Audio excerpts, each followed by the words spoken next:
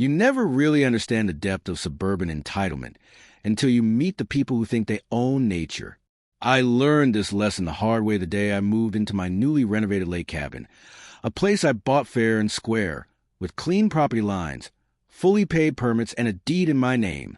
What I didn't realize, however, was that the local HOA didn't recognize my right to exist, not because of any legal reason, but because I didn't ask their permission first. The story doesn't start with me stepping onto the porch with a box in hand. It started 6 months earlier, when I spotted the listing for a small, aging lakefront cabin that hadn't seen a good owner in over a decade. It wasn't much to look at. Peeling paint, a warped dock, shutters hanging on by rusted screws.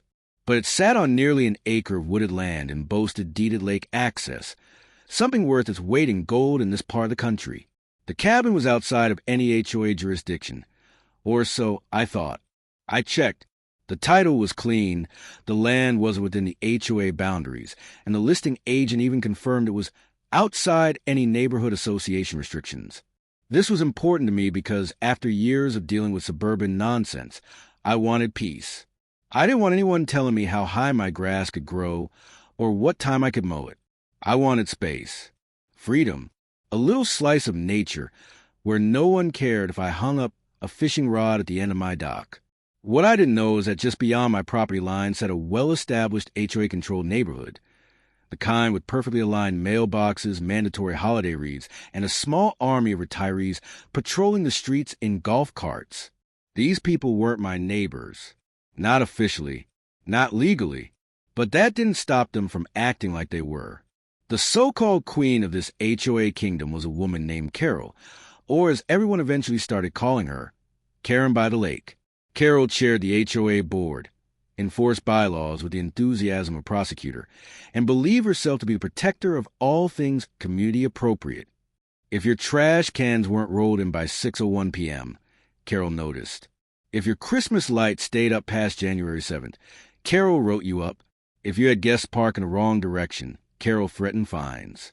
I'd heard whispers of her before I moved in, but I figured she couldn't touch me. My land wasn't her land. My house wasn't her house. I wasn't in her HOA. That false sense of security lasted exactly 1 hour after I arrived. I pulled my truck up to the gravel driveway with a trailer full of boxes, a golden retriever in the passenger seat, and the kind of excitement you get when you realize you're finally free of the city grind. I opened the door, stretched, and immediately heard the unmistakable sound of an approaching golf cart. It pulled up right to the edge of my property. A woman in her 60s, wearing a sun visor and a shirt that read, HOA, protecting our future, stared me down like I was a threat to national security. You can't be here, she said without introduction. I raised an eyebrow. Pretty sure I can. This is my property. This is HOA land. No, ma'am, it's not. I own this. It's outside your HOA lines. She scoffed, as if I had just told her the earth was flat. We have jurisdiction over this lakefront. No one moves in without HOA approval. We've maintained these properties for decades. We control the lake access. We control the roads. That's interesting, I said, pulling out my phone to show her a photo of my deed. Because my lawyer says otherwise. This land's been independent since 1972. Your HOA was formed in '85. You got no authority here. Carol's face went from condescending to furious in about 2 seconds. We'll see about that. I thought that would be the end of it, an awkward conversation, a clear boundary drawn, and life moving on. But I underestimated how petty people like Carol can be when they feel their power slipping. Within 30 minutes, she was back, this time with 2 other HOA board members, a man with a clipboard and another woman holding a binder full of papers. They parked their golf carts at the edge of my driveway like they were blocking off a crime scene. The man spoke first. We're here to inform you that your presence violates HOA community standards. You have not been authorized to establish residency on this property. I laughed, out loud. Authorized? I bought this land. I'm not in your HOA. You don't get to authorize my life. Carol snapped. We called the sheriff. For what? Trespassing. You think I'm trespassing on my own land? They didn't answer. Instead, they waited, arms crossed, smug smiles growing as if they were certain I'd be hauled away in handcuffs for daring to move into a property they didn't approve. Sure enough, within 20 minutes, a county sheriff's cruiser rolled up. An older deputy stepped out, looking more annoyed than alarmed. He approached Carol first, listened as she spewed some nonsense about trespassing, property lines, and unauthorized residency. Then he walked over to me. "Sir, can I see your ID?" "Of course," I said, handing him both my license and a copy of the deed. The deputy sighed. "They do this a lot," he said under his breath. "You're not trespassing. This is clearly your land. You're well within your rights." He turned back to Carol. "Ma'am, unless you've got a legal document to back this up, I suggest you leave this gentleman alone. He's got every right to be here." Carol turned red. Not embarrassed red. Angry red. The kind of red that comes from years of getting your way until someone finally tells you no. "This isn't over," she hissed, hopping back into her golf cart like a villain in a retirement community soap opera. I watched them leave, shaking my head. I thought it would stop there. A petty woman throwing a tantrum because she couldn't control what wasn't hers. But over the next few weeks, Carol escalated. HOA notices appeared on my door, invalid ones, claiming violations of rules I wasn't subject to. Strange complaints were filed with the county. Accusations of illegal dumping, noise disturbances, and unauthorized construction. None of it stuck, but each one forced me to waste time responding, proving my innocence again and again. Neighbors whispered about Carol, declaring war on the outsider. I wasn't the first person she'd targeted, but I might be the first who didn't roll over. One neighbor, an older man named Dennis, warned me over coffee. "She's going to make this personal. She always does. She's not satisfied until she wins or the other person leaves." I smiled. Then she's picked the wrong guy. Because unlike the others who backed down, I wasn't planning on leaving. I just finished renovating my dock. I'd built a fire pit by the water, and I was about to install my mailbox. I was home, and if Carol wanted to fight, she was about to find out just how prepared I was to win. You'd think after the sheriff showed up and told him I wasn't trespassing, the HOA would have backed off. But Carol, wasn't the type to let reality stand in the way of her sense of control. For people like her, rules aren't about keeping order. They're about keeping power. And when that power is threatened, they double down. Hard. The next few weeks were like living in a bizarre suburban version of guerrilla warfare. Not loud, not violent, but constant, annoying, and designed to wear me down. It started small. A week after my move-in, I noticed my mailbox had been removed. Not vandalized, removed. The post yanked out of the ground. The box gone. When I asked the post office about it, they said someone had reported the box as unauthorized and improperly placed. It was the same spot the previous owner used for decades. Still, the HOA had called it in, so I replaced it, cemented it deeper this time. The next day, a bright orange notice appeared taped to the post.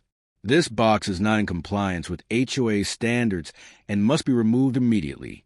Of course, those standards didn't apply to me, but Carol didn't care. The notice wasn't about legal rights. It was about sending a message. "We're watching you." Then came the noise complaints. I'm a quiet guy. No parties. No loud music. I was fixing up my property in the evenings, sanding the dock, painting the siding, mowing the grass. Normal homeowner stuff. Yet twice a week, I get a visit from county code enforcement or animal control, responding to anonymous complaint about industrial noise after hours or unauthorized livestock. I didn't own livestock, unless my golden retriever counted. Each time, I'd show them my permits, my property lines, my paperwork. Each time, they'd apologize and leave. Each time, Carol would drive by slow in her golf cart, giving me that tight little smile like she thought she was clever. One Friday, I found a delivery truck blocking my driveway. A driver trying to deliver landscaping stones to an address 2 streets over. When I pointed out the mistake, he checked his work order. "This is the address the HOA gave me," he said. "Did they also tell you to dump a load here?" "Yeah." The lady said it was urgent. That pile of stone? HOA property. Dumped illegally on my driveway. Took me 2 days to get it removed. Another half day filing complaints of my own. I started documenting everything. Photos, videos, screenshots of HOA emails left in my mailbox, even though they weren't supposed to be communicating with me at all. I logged every bogus violation notice, every baseless complaint, every petty harassment. And still, Carol pushed further. At the monthly HOA meeting, which I had no reason to attend, but heard about through a neighbor, she made a public statement. Certain individuals are threatening the harmony of our community by squatting on lakefront property that does not comply with HOA standards. Legal action is being considered. No names, no direct accusations, just enough to rile up the pearl clutchers in gossip circles. Soon, I noticed more eyes on me when I went into town. More whispers behind backs. More sideways glances at the bait shop, the hardware store. It wasn't just HOA nonsense anymore. Carol was trying to turn the town against me. That's when I met Tom. Tom was in his 70s, wiry, sunburned, and built like a retired linebacker who hadn't quite given up the gym. He lived a few houses down, outside the HOA boundaries like me, but had been battling them for years. A freedom fighter, as he called himself. One morning, as I was fixing my dock, Tom showed up with a cooler and 2 beers. He didn't say much at first, just handed me one, cracked us open, and sat on the edge of the dock. After a long pull, he finally said, "You know she's going to escalate until you break, right?" I nodded. I figured. She did to the last guy before him too. Tried to drain their bank accounts in legal fees. HOA's got money. They don't care how long it takes. I'm not selling. Good. Then you'll need help. That's how the resistance started. Turns out there were more people like me. Folks who lived just outside HOA lines. Folks who've been harassed, fined, and sued under false pretenses.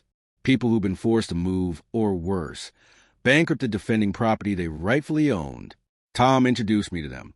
We shared stories, paperwork, contacts. A loose network of neighbors bound not by fences, but by mutual frustration. With Tom's help, I hired a land use attorney. Not just any lawyer, a specialist in HOA abuse cases. We gathered everything I'd been documenting, built a timeline, connected dots between false complaints, slander statements, and harassment tactics. And then we waited, because Carol wasn't done yet. The breaking point came on a Sunday morning. I'd gone into town for supplies. When I came back, there were people on my property, HOA board members, not just Carol, but 3 others, all with clipboards, walking perimeter, taking photos, measuring distances. I marched right down to the dock, where they were inspecting my freshly painted railing. "What the hell do you think you're doing?" I asked. Carol didn't even blink. "We're conducting an inspection.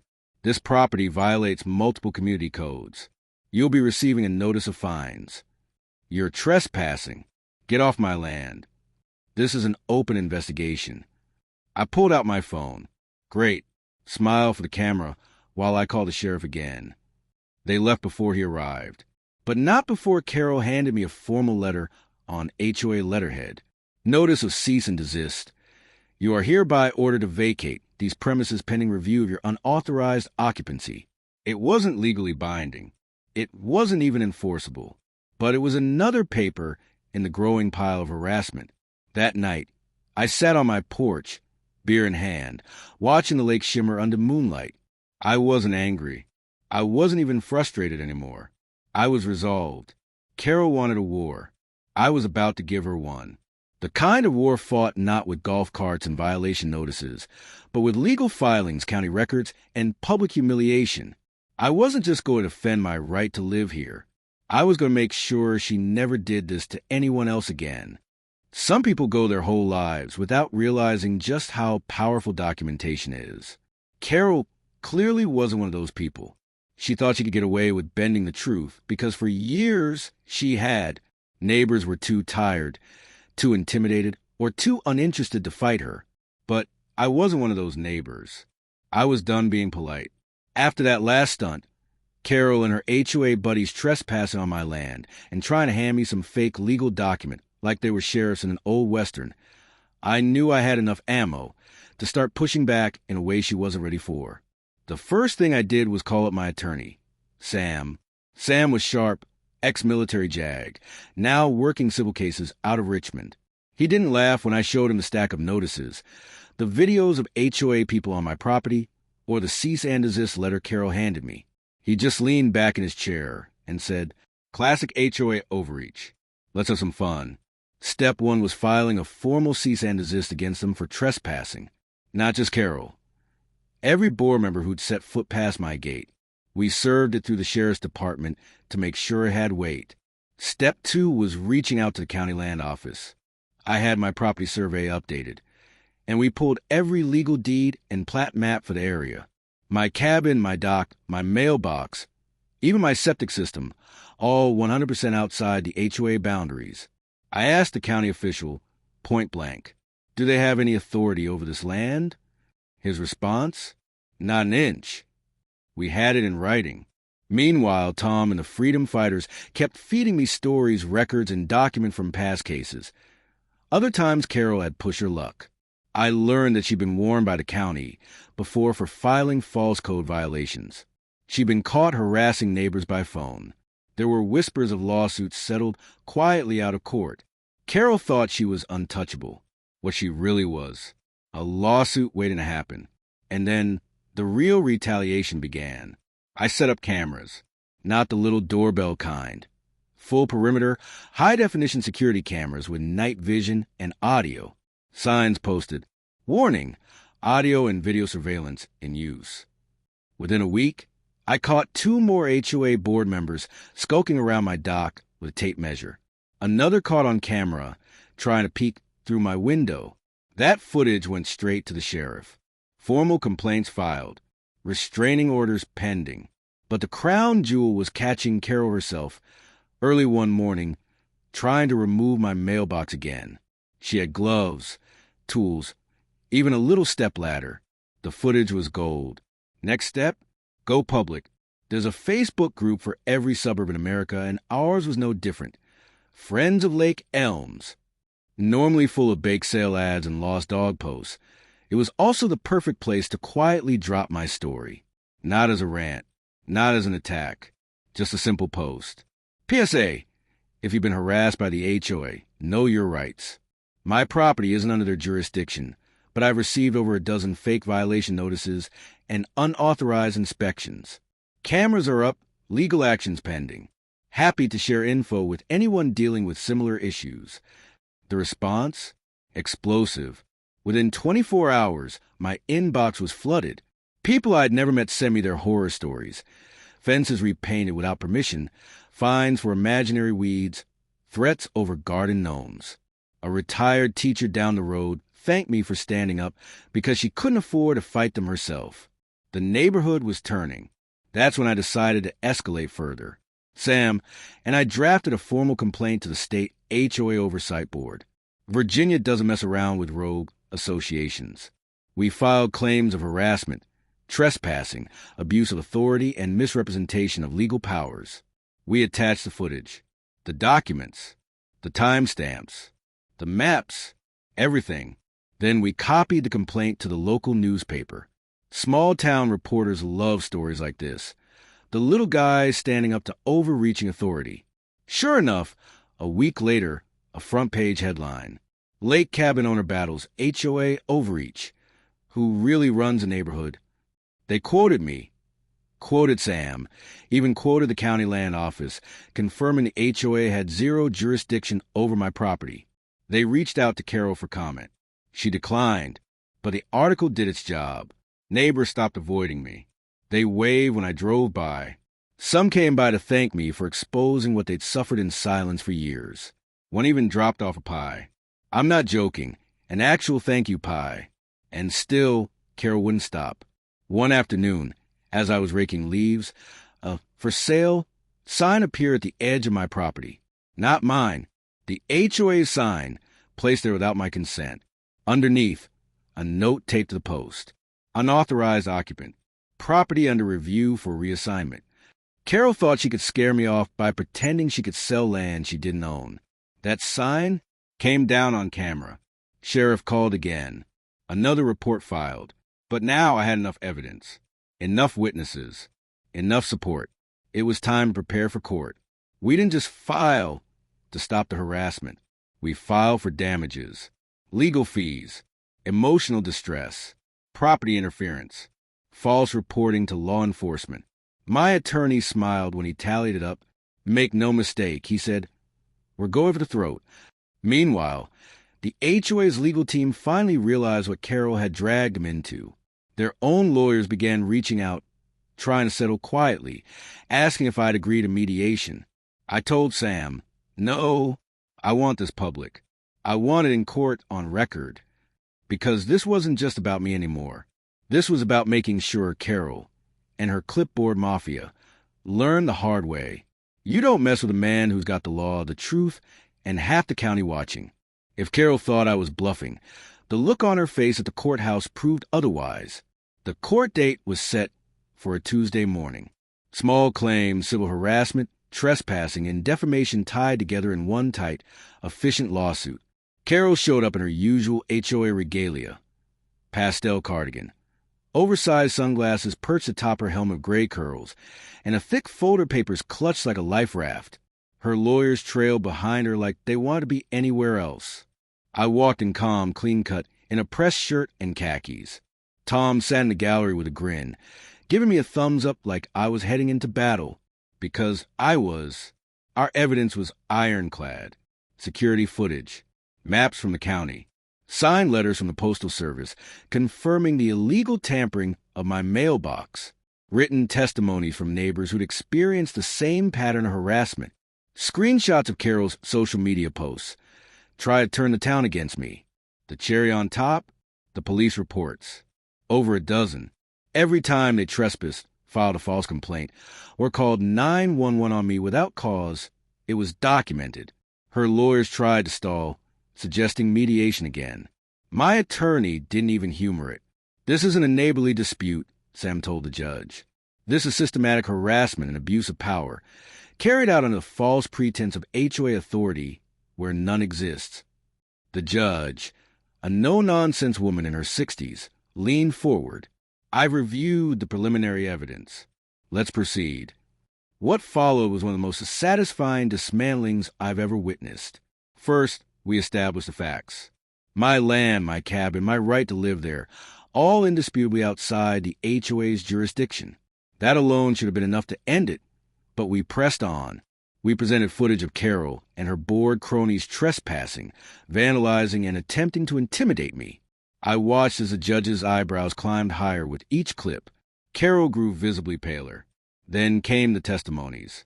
Not just mine, but neighbors who stood up and said, under oath, that they too had been harassed, fined without cause, threatened with legal action. A retired schoolteacher, a single mother, even the old man from 3 doors down who'd been forced to repaint his house 3 times because Carol didn't like the shade of gray. It wasn't just about me anymore. It was about a pattern of abuse stretching years. Carol's lawyer tried to frame it as vigorous enforcement of community standards.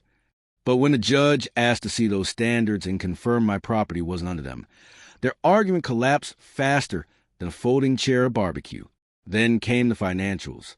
Repair costs for my mailbox, legal fees I'd incurred, lost time, emotional distress.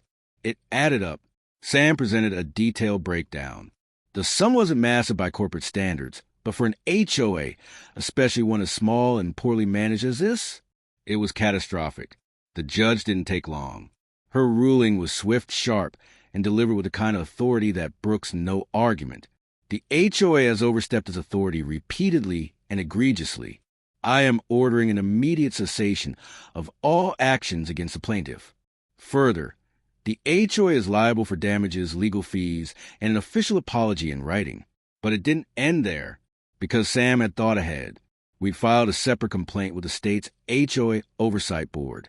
With the court ruling in hand, they launched their own investigation, and what they found made our case look like the tip of the iceberg. Carol had been cooking the books, funneling HOA funds into private accounts labeled as administrative expenses, hiring family members for consulting roles that didn't exist, using HOA money to pay for landscaping on her personal property, all while bullying homeowners with threats of liens and lawsuits if they missed a payment by a day. When the findings went public, it wasn't just Carol who fell. The entire board was forced to resign. The HOA was slapped with fines, audits, and mandatory restructuring.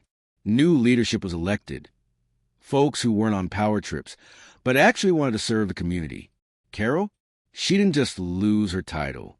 She lost her reputation. Her home. Turns out, when you're caught embezzling from your neighbors, people tend to stop inviting you to bunco nights and potlucks. Her house went up for sale within a month. Rumor has it she moved to Florida. Seems fitting. But the revenge didn't stop with legal victories and forced resignations.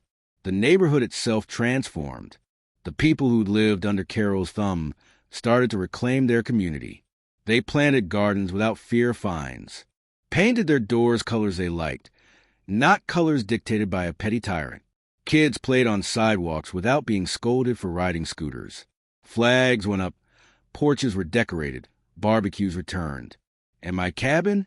I finished the dock, built a fire pit, started hosting weekend gatherings for the very neighbors Carol had tried to turn against me. Fishing tournaments, chili cook-offs, quiet evenings with beers and stories shared under the stars. What had started as my retreat became a gathering place for people tired of living small.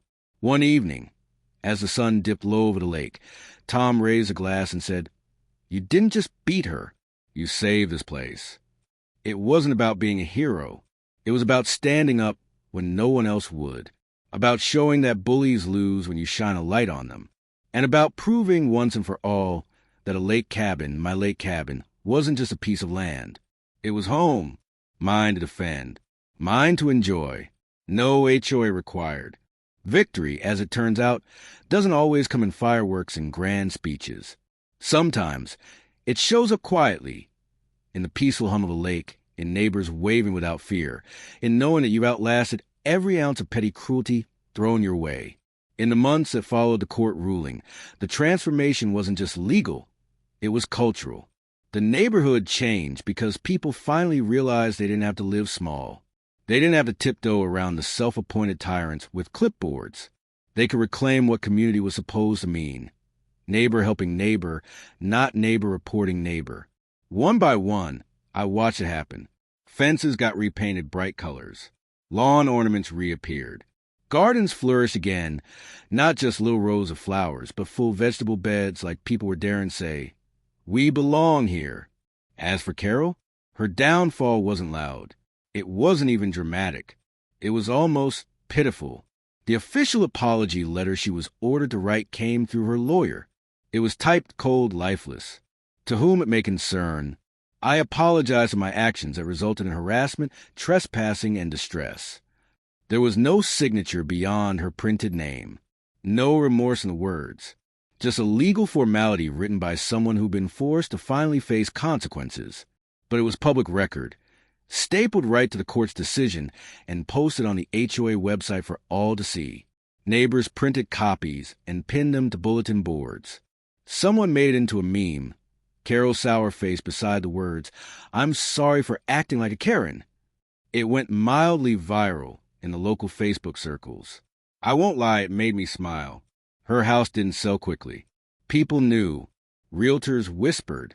Potential buyers Googled the address and saw the court case, the articles, the headlines. HOA president sued for harassment. Not exactly prime curb appeal. Eventually, she packed up under the cover of dawn, a moving truck loaded with her life's worth of furniture and regret.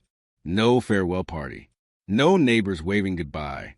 Just silence as she drove past my cabin one last time, eyes hidden behind those ridiculous sunglasses. And me? I waved, not with malice. Just a simple, calm wave, the kind that says, "We're done here." The new HOA board wasn't perfect, but they weren't tyrants. They held meetings, listened to concerns, fixed the things that mattered. Potholes, signage, the community center's leaking roof. Not fences painted the wrong color, or kids leaving bikes in yards. Real work. Honest leadership. Funny thing happened at the first meeting after Carol's departure. The board officially acknowledged my property's independence. They went a step further and invited me publicly to attend meetings if I wished, not because I was under their rule, but because they wanted me to know I was welcome. I declined politely. My cabin wasn't part of their association, and frankly, I'd had enough HOA drama to last a lifetime. But the gesture mattered. It showed how far things had come. What did I do with my land? I expanded, built a proper dock, installed solar panels, even added a guest cabin for friends and family who wanted to escape city life for a weekend. Where Carol once saw an eyesore, others now saw a haven. Fishermen came by with friendly waves. Families stopped to ask about the best bait for bass. Kids laughed from the shore. One Saturday, as I grilled burgers for a small gathering of neighbors, yes, the same ones Carol had tried to weaponize against me, Tom leaned over and said, "You realize you turned this place into what was always meant to be." He was right. It wasn't just about winning a lawsuit or driving Carol out. It was about reclaiming peace, about building something better from the ruins of petty power games. The irony? Carol's vendetta, her obsession with control, didn't protect the community. It destroyed her place in it. If she'd left well enough alone, she might have kept her little throne. Instead, she showed everyone exactly who she was. And in doing so, she freed the neighborhood from her grip. Justice doesn't always wear a robe and carry a gavel. Sometimes it looks like a man fishing off his dock while kids roast marshmallows on the shore. He fought to keep his own. And there was one final twist that still makes me laugh. Months later, I got a letter, not from the HOA, not from Carol, but from the county itself. They were expanding public access trails along the lake. And guess whose property was now marked as protected green space thanks to its preservation and environmental upkeep? Mine. They offered me a plaque for the main path, dedicated to responsible stewardship of our community's natural resources. I accepted, of course, installed it right by the dock, where everyone could see it. Carol spent years trying to make me a villain. In the end, I became a local example of how to do things right. Sometimes the best revenge isn't loud. It's quiet. It's peaceful. It's knowing you built something real, while the ones who try to tear you down faded into irrelevance. I still fish from that dock. Still sit by the fire at night with friends who became family. Still wake up every morning to the sound of water lapping gently against the shore. And every so often, when I see the sun rise over my lake, I think to myself, not bad for a guy who wasn't allowed to live here,